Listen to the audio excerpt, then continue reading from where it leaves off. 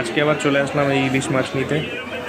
এই সব ইলিশ মাছ এক একটা এক এক ধরনের সাইজ। আর এইগুলো যেগুলো দেখতে পাচ্ছেন এগুলো হচ্ছে 2000 টাকা কিলো বাংলাদেশে। আর এগুলো 1300 আছে, 1400 আছে, বিভিন্ন রকমের দেখা যাচ্ছে।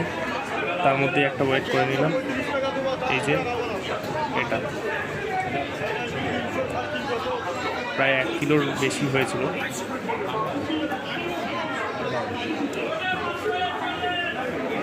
এবার মাছটাকে মাছের আঁশ ছাড়ানোর জন্য দিয়ে দিল। মাছের আঁশ ছাড়ানো হবে এবার। মাছের আঁশ ছাড়ানো হচ্ছে।